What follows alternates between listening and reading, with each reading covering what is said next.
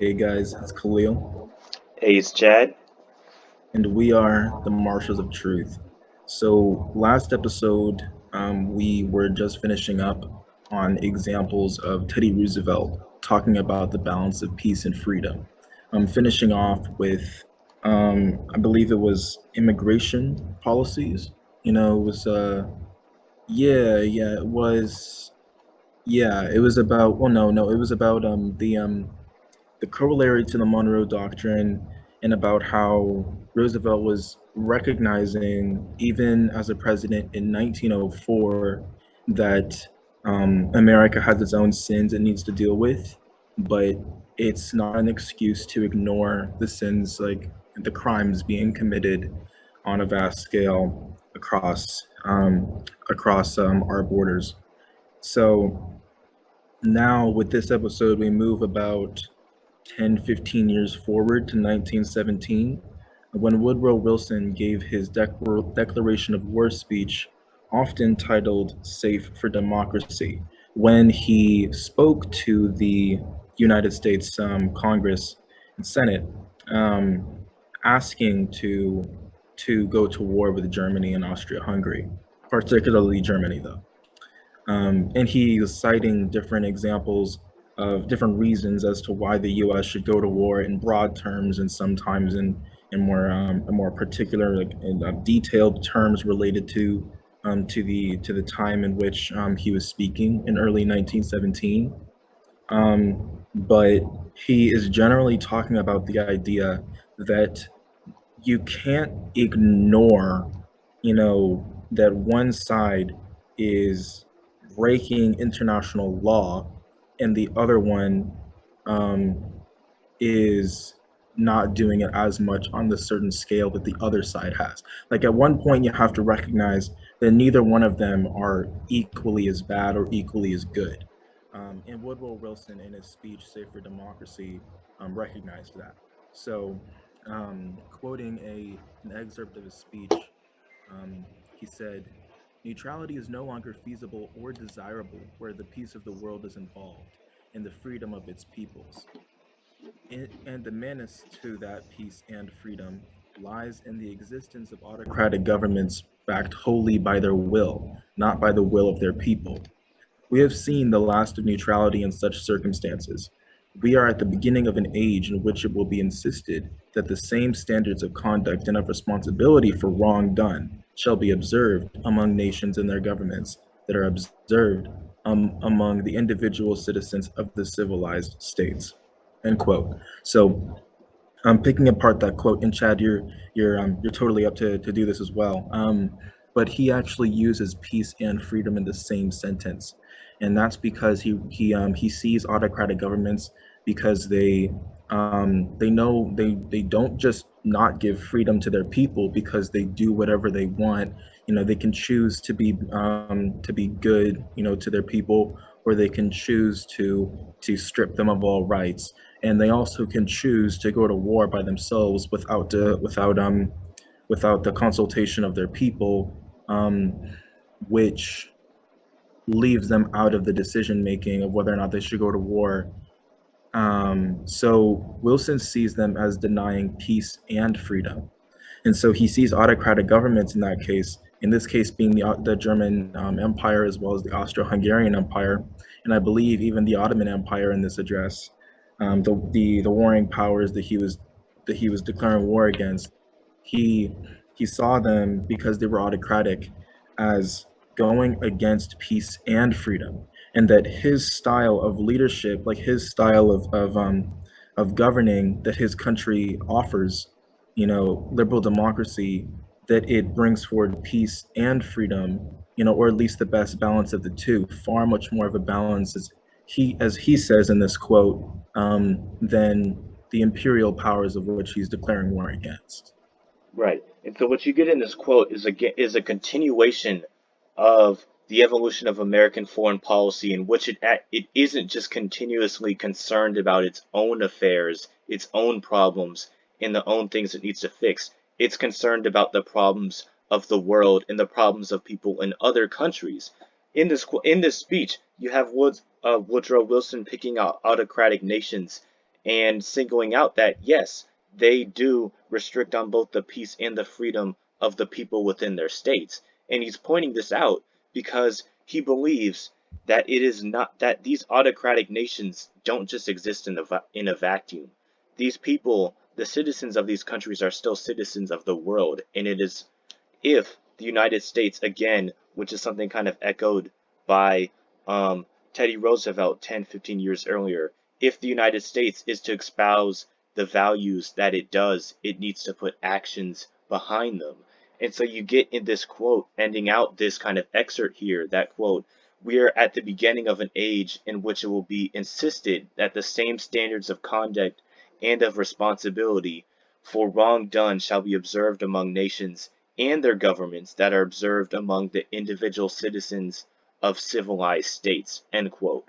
And so what this really means is that the whole world must be up to the same standards, whether that is the countries who live under socialism, or the countries who live under fascism, or the countries who lived under kings, or the countries who live under democracies. They must function under the same rules, the same um, the same standards of conduct that are observed by governments among the individual citizens of these quote civilized states, end quote. So, like I said, it's the evolution of the United States saying that it's not just the other world's problems for them to go fix. It's not just so that they need to figure out their issues. We don't have to be involved. You know, it's Europe's war. They could go fight it. No, it's the evolution of the idea that we as a liberal system need to hold the entire world up to the same standard that we are. Because at the end of the day, if some people are being persecuted in another country, they are still citizens of the world, citizens of the global community. And it's our duty to help them out and to bring them up to the same level that liberal democracy does for our country. Right, because it can be viewed in some ways that it is immoral not to interfere. That because these people that are being persecuted against, just because they live in another country, they didn't like a lot of the people in Germany that were forced to be conscripted into a war in which they would most likely die in the trenches for, or the French or Belgian citizens that are stuck in a German occupied zone and are forced over to Germany to work basically as slave labor, unpaid labor in factories because there's so few people in Germany to work in those factories. Like, there are circumstances like that people are putting into, like situations people are forced into during the war up until 1917 and until the end of the war, of which lasted 4 years, where the people could not choose their fate. The people, just because they happen to be born in Germany, or the people that just happen to be born in Bulgaria or Turkey or Libya or any nation in conflict in World War One, they're forced into terrible conditions. But more particularly in the ones being led by autocratic governments, whether they be Bulgaria or Russia or Germany or Austria-Hungary or under the Ottoman Empire. They are being forced into a situation that they of course do not prefer. Even during peacetime, they did not have the peace or freedom that they required. So America, it would seem, if you're the leader of America, that you look around you, you look around and you observe that there are very few nations, if not any, that can match your standard of peace and freedom by the year of 1917. That the US may well be the furthest extent of peace and freedom, or at least that is the view of Woodrow Wilson in 1917.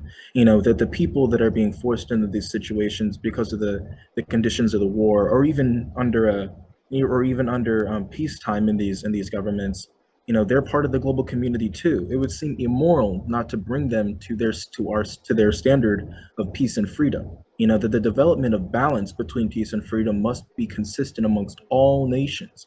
and nations, and the people living within them shouldn't be left lagging in their struggle. We shouldn't look over, for example, at Afghanistan and just believe that the people don't want to be free. That the people living in Afghanistan now are just okay with living in Afghanistan.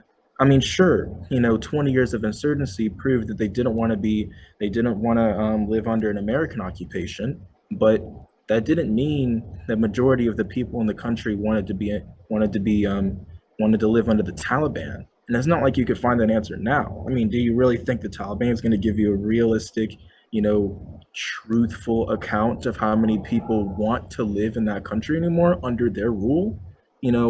It's hard to say under an autocratic leadership. You don't get honesty in that sense. So I think it is fair to say that if you're living in an objectively freer society, that you would want to bring people that live in other nations to your standard, because it's Right. only moral. It would seem like it was only fair. Why leave them behind? Right. If you had something, why not give it to others, especially if they want it?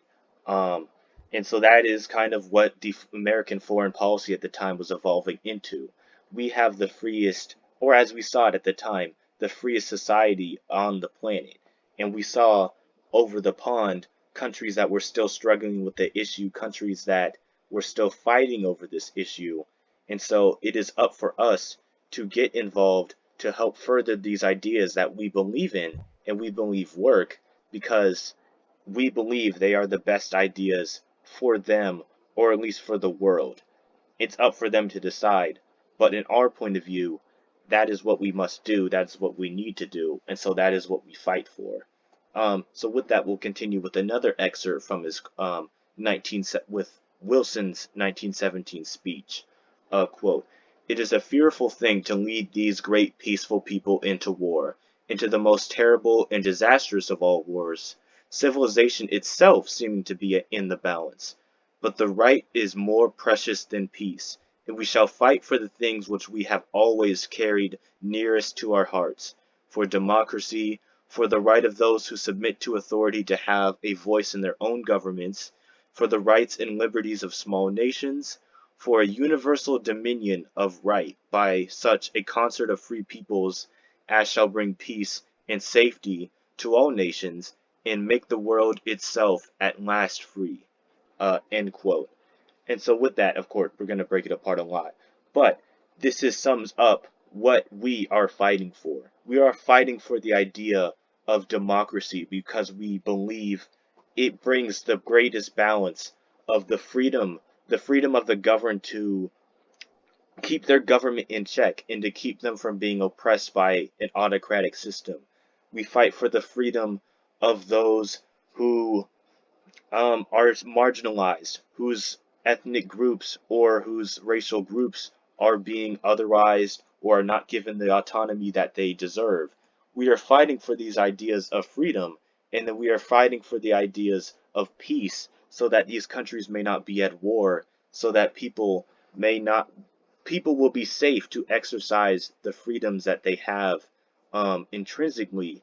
And so, like I said, this is what in this quote at the brief summary of it is what we as Americans are fighting for or will be fighting for in 1917, for the freedom of those in Europe, for the freedom of those in the world, so that quote, to make the world itself at last free, end quote. Right. Because as I'm hearing this quote again, I'm I'm reminding myself again that these aren't just American ideals, they are human ideals. People want to be free, but people also want to live under a peaceful system that won't constantly be in some sort of civil war or some sort of chaos, or just because some group wanted to cause a lot of trouble and therefore like everyone around you, whether it be thousands or millions of people, are all afraid of those 10 or 100 men that wanted to kill as many people as possible, like a terrorist. Like people want to live under a stable, like a free, like a peaceful society. They don't want to be fighting all the time.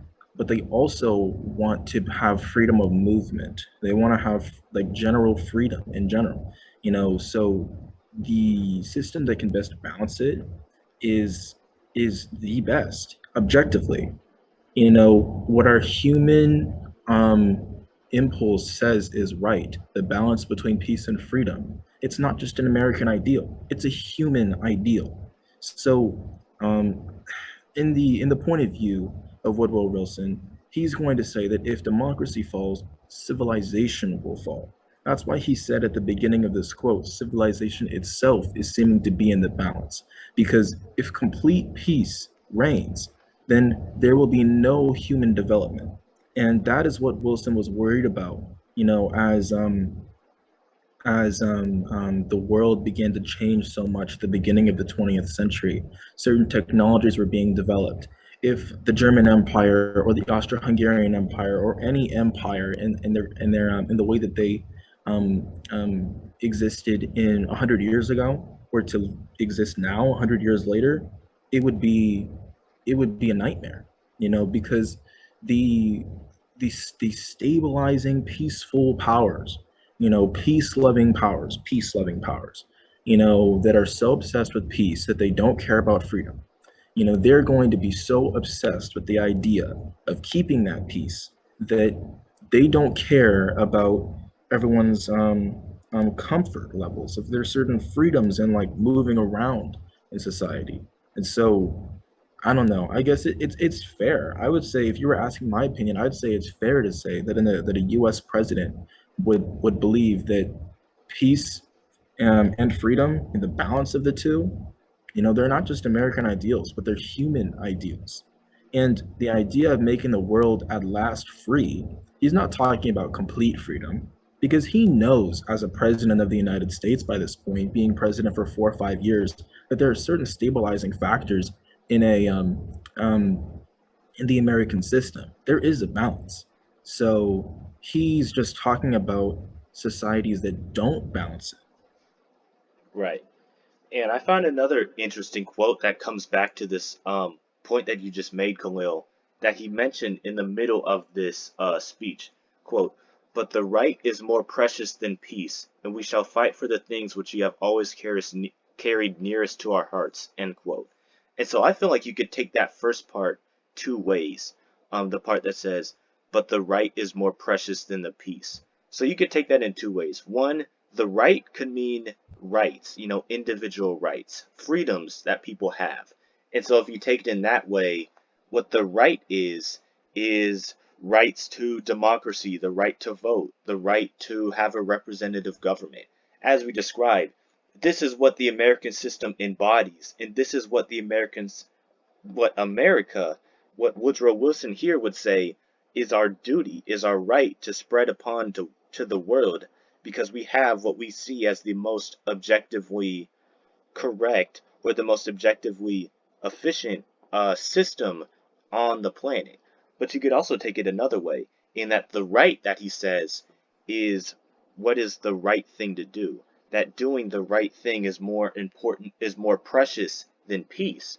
And so going back to your point, Khalil, it could be, it is, I could see it as true that it is fair that if you have the best, that you should share it with others.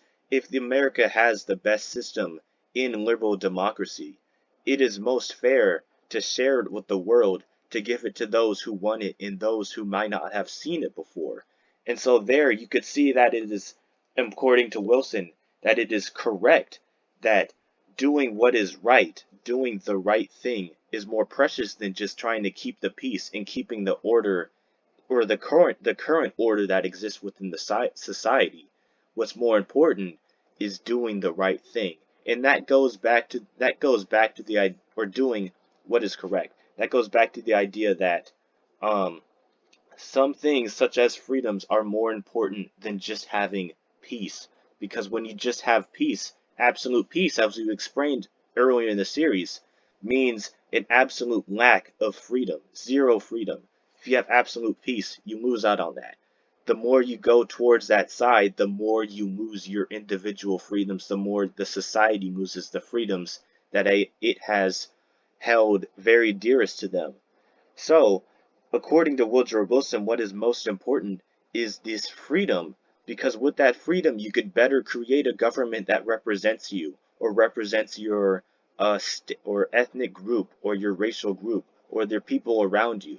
With that freedom, you could do that. With complete peace, you cannot, because there is no change allowed in whatever system, as that would create chaos and you would lose such peace. And so, with that little quote, you could see it as Woodrow Wilson saying that is both important that the rights of people are more precious than just keeping the peace, but it is also most important that doing the right thing or spreading the right idea is again more important than just going along with the current system or trying not to kick the hornet's nest.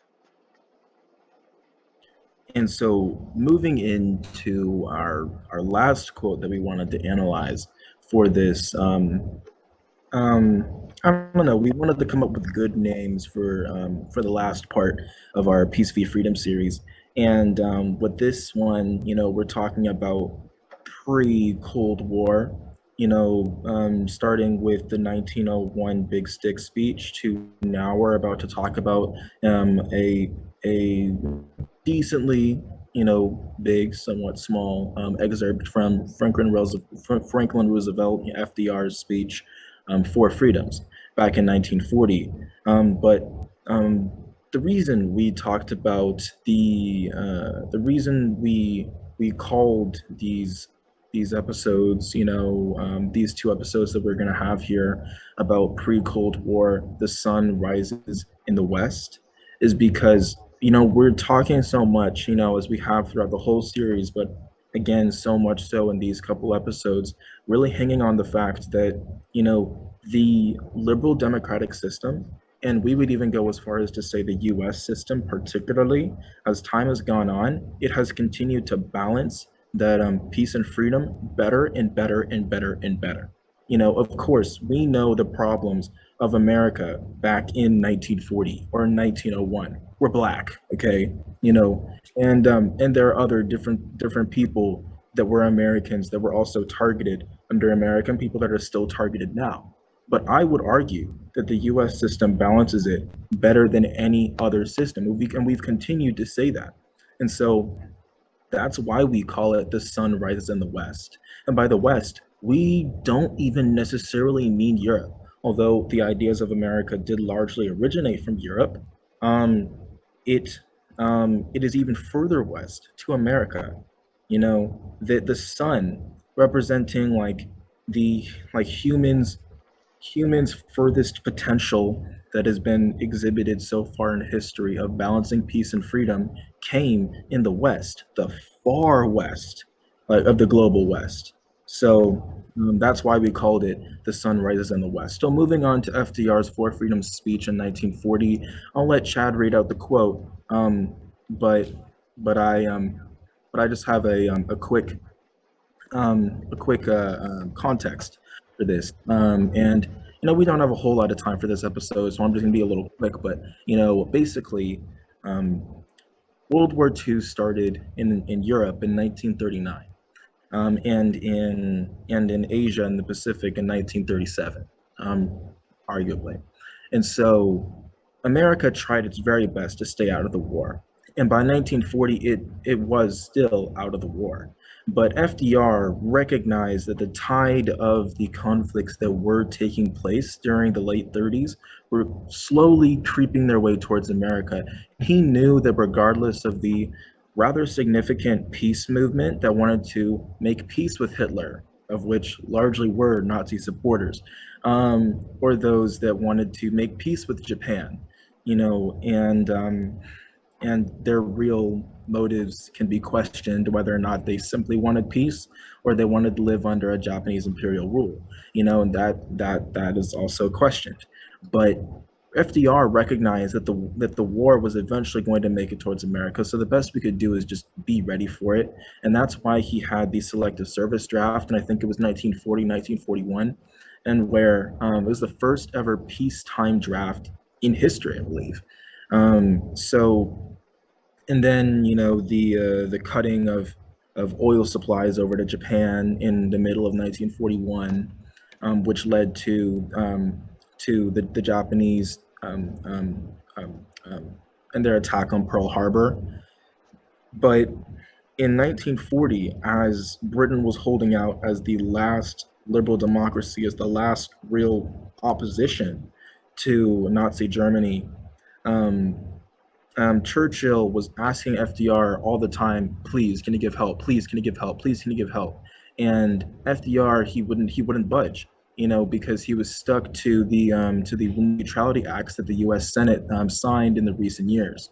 But with his speech, "The Four Freedoms," it was the introduction of the Lend-Lease Act, very similar to what we're seeing now in Ukraine, and where FDR, through the U.S. government, would send badly needed U.S.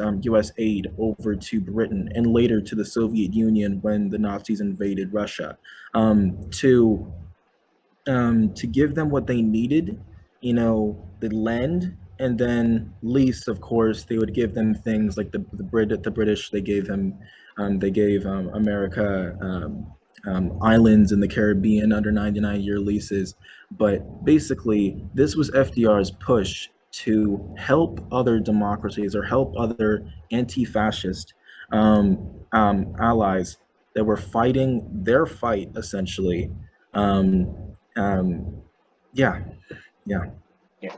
Thank you for the context. This definitely helps set the scene for what we have in this speech, which he basically starts to mention in it. And I'll start out just with the excerpt itself. Quote, "Let us say to the democracies, quote, we Americans are vitally concerned in your defense of freedom. We are putting forth our energies, our resources, and our organizing powers to give you the strength to regain and maintain a free world. We shall send you in ever-increasing numbers, ships, planes, tanks, guns. This is our purpose and our pledge. Quote, in fulfillment of this purpose, we will not be intimidated by threats of dictators that they will regard as a breach of international law or as an act of war. Our aid to the democracies which dare resist their aggression. Such aid is not an act of war, even if a dictator should unilaterally proclaim it to be." End quote. And so this is what you have here as the United States, again, staking its claim in the world that it is our purpose, it is our right as a democracy to not just spread democracy throughout the world, but to defend it against outside threats of dictators, of autocrats, of people trying to crack down on the values that we hold dear. He frames these dictators who seek to claim that are providing of aid to, in this case it was Britain. They seek to claim these as violations of international law, of acts of war. And this is very reminiscent of what we have now with the United States providing funds to Ukraine and Putin calling it, this is crossing the line, this is an escalation, you're going to get nuked. Hasn't done it. But again, here you have not just a democratic nation, but honestly one of the greatest and one of the first and one of the longest standing ones. We stake it as our right to defend other democracies across the world because we share these ideas of the individual's freedom and the government's peace, provided that the people still have these freedoms. That whenever this system is at threat, we have the right to defend it. Because once again, democracies don't live in a vacuum. We again are citizens of a planet who is not just of other democracies. If that was the case, there wouldn't be a lot of issues. But however, because there are other nations who restrict the freedoms of their people, who clamp down on religious rights, on minority rights, of civil rights, that it is our obligation to help those people out because of us, the greatest democratic nation on the planet, that we must do this. Because why should and I need to make sure. Can you guys still hear me right? Yeah, I you're just got a good. notification. Okay. Okay. I need to make sure my internet connection is stable. I don't know if Howard Wi-Fi is all that, but anyway. So why should Americans be the only ones to believe in freedom? People are always so worried and so, I would say paranoid, but always just so like overly aware and so like conscious and scared, that America is going to turn into some sort of totalitarian state.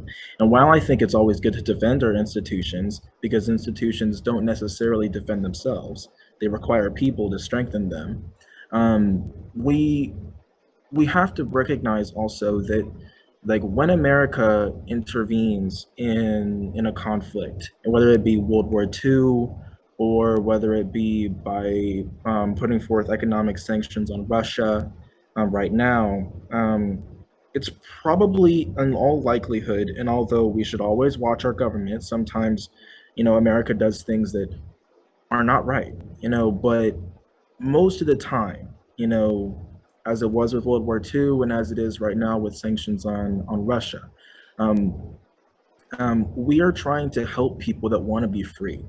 If the leaders of Germany at the time, like Hitler, and Goebbels and Himmler and Heydrich and Goering, if they thought that their people loved not having them, people, if they really thought their people didn't want to have freedom, then they were kind of crazy. I mean, of course, there was a reason why denazification had to happen after World War II, because the people, they bought it so much. But there were a significant amount of people that wanted freedom. There were enough people that, while they may have believed in the regime because they heard like 10, 15, 20 years of Nazi propaganda, they were scared a little bit of what the SS would say, if they could hear what they were talking about inside their kitchen and their dinner table, as a family. So they were always watching over their shoulders to see if the Gestapo was listening. So these people, even the most ardent Nazis, to a certain extent, they wanted freedom, and they convinced themselves that they had freedom, because you could not say that you don't want freedom. Even under the most vicious, crazy, effective propaganda, you still have to be tricked in some ways into believing you're free, because there's no way that you could tell people that you aren't free. There's no way that you could tell a people, that they don't want to be free. It's impossible. You have to tell them you already are free. This is freedom. Live with it, accept it. This is it, love it. This is freedom, even when it clearly isn't. And so I think a great example of this, again from On Politics, is an excerpt about Herodotus, the historian, talking about Persia and democratic Athens, and about how the people always want to be free. Quote, Herodotus thought the conflict between despotic Persia and democratic Athens was inevitable. Many writers after World War II followed Herodotus in thinking that autocracies and democracies cannot live quietly side by side. The visible presence of democratic governments inspires subjugated peoples to think of freedom, and oppressive regimes are tempted to expand their frontiers to prevent their democratic neighbors from subverting their subjects. End quote. Because democratic they want to defend themselves because they know that the despotic governments are after them, because they have something that those nations have, that those nations don't have, um, and that is loyalty from their people, not fear, because that's different. The people, I think it's a really good proof that people want freedom inherently. That even in despotic governments, they even in despotic governments, they want to they always want to be free. So if we I'm trying to figure out the best way of saying it, but basically it's like if there wasn't internal conflict that needed to be suppressed by a strong totalitarian government, or despotic government, then I guess despotism and totalitarianism and surveillance is justified. Or I guess, Chad, can you help me out with this? Um, Because like, losing myself. It's like there there's only you need to have surveillance. You need to have totalitarian grip because you're afraid of what the people will do when they have freedom. Of yeah, course, it's there's a bad. limit. There's a limit as to how far that stuff needs to go, as to how far your surveillance state has to be. I mean, the United States, we have surveillance cameras They just might be at every street, and their whole purpose is to just stop crime. The purpose of them isn't to catch up on people snooping against trying to say that they hate the United States government. That's too far. That's what you probably would get in nations like Nazi Germany with the Gestapo following you, or in Soviet Russia with the KGB behind every corner. You have surveillance apparatuses looking for you not just to keep the order or keep the peace, materially, but to keep the peace ideologically, to keep you from wanting that freedom that a democratic nation next door would inspire you to think about, to keep you from thinking that you would want the government to, say, be representative or want to even run for government yourself. Those nations have surveillance not just to keep a material peace, but to keep it ideologically, to keep you from these ideas that a democratic nation next door will inspire you to have. And so that last quote just once again shows how democratic nations and autocratic nations cannot just coexist, because the people in that autocratic nation will see the democratic places and want that. Because people at the end of the day, we want freedom. Freedom is part of our humanity. It's intrinsic to who we are to have freedom in how we act, how we think, what we do. And so whenever there's another place that has that, we're going to want it. And so whenever those autocratic nations exist, there's going to be people who want that freedom. And as long as us democratic nations are there, there's going to be someone's fighting for that. And I think it would be the fairest thing for us to do is to help them achieve that freedom and help them achieve that freedom in the peace that we have. And we kind of have up the time, and I know, Khalil, we probably have some more to say, but this is kind of where we're going to be ending out in this pre-Cold War session.